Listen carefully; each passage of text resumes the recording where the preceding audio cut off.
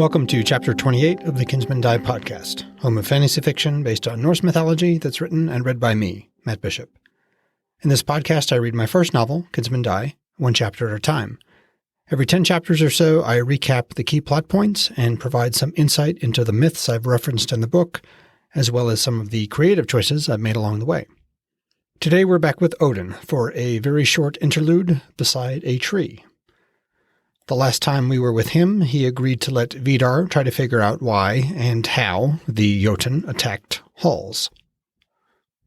Let's do this. Chapter 28. Odin. Odin dismounted beside the tall, solitary tree on the outskirts of Arnheim's forest. Behind him, the long column of Einherjar clattered to a halt.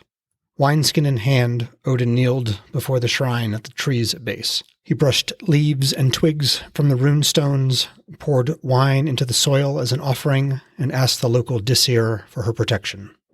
At a throaty call from high above in the darkening sky, he stood. A pair of winged shadows fell fast toward him.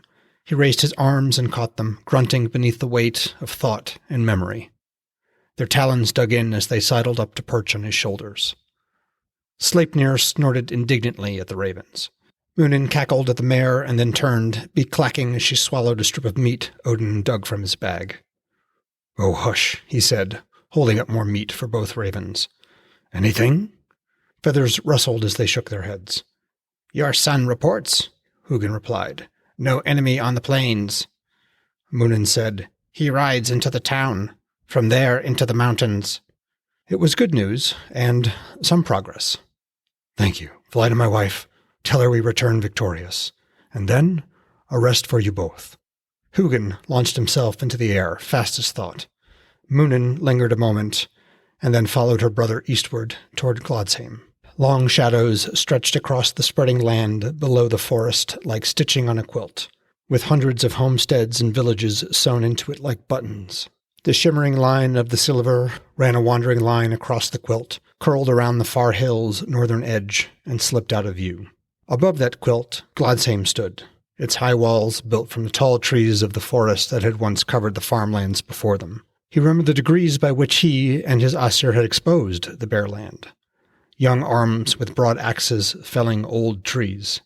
Even as they had made peace with the Vanir, the first war with the Jotun had begun.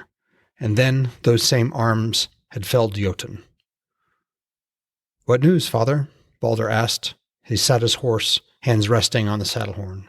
"Vidar sent word," he said, and waved for Saglin to approach. When the Hersir had reined in beside him, he said, "Hugin and Munin bring word from Vidar. He's found no trace of more Jotun on the plains around Halls. He now rides into what remains of the town, and from there into the mountains." "Excellent news, Sigfather," Saglin said. "Perhaps now my Einherjar can return to Gladsheim. Undoubtedly they'll just be in the way." Odin gave Saglin a stony look. In a quiet tone, he said, "They are my Einherjar, Hersir. They and you ride when and where I say. Is that clear?"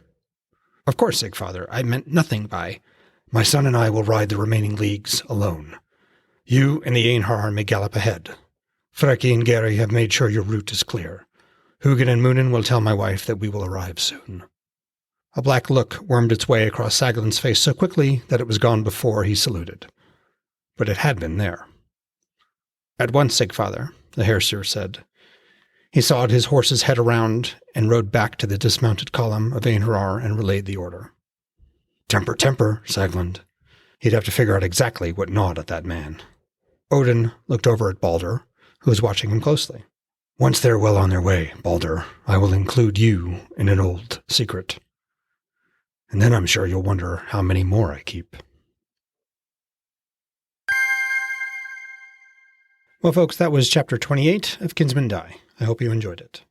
We were with Odin in this particular chapter as he kneeled beside a roadside shrine, spoke with his ravens, dealt with a grumpy Saglin, and was about to share a secret with his son Balder. This scene recalls the conversation between Balder and Vidar, and then Vidar and Odin, regarding a device found during the last war with the Jotun. There's a little world building going on here describing the lay of the land and how Gladsheim sits on a hill, and no, it does not look like Minas Tirith. Next week we'll be back with Frigg for a much longer chapter. Before then, if you have the time and inclination, please take a few moments to rate or review the podcast. That provides valuable feedback from me and helps boost the show's visibility, as does sharing it. And if you're so inclined, shoot me an email at mattbishopwrites@gmail.com. I'd love to hear from you. And as always, I'm going to read from the Havamal, the Sayings of the High One.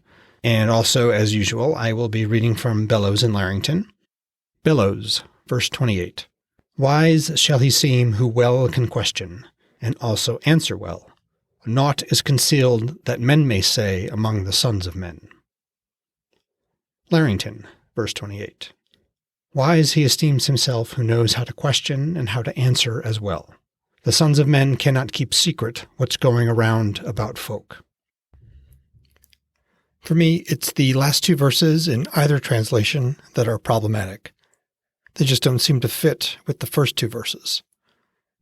The same held true after I looked at several other translations, none of which really made this particular stanza much more clear, at least to me.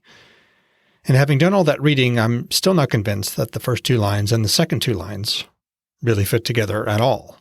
And without diving into the Old Norse itself, which wouldn't make much sense in an audio-only format, I'm going to content myself with reworking Bellows a little bit. Those who can question well and answer well seem wise. What people say while around others cannot be kept secret. Thanks for listening.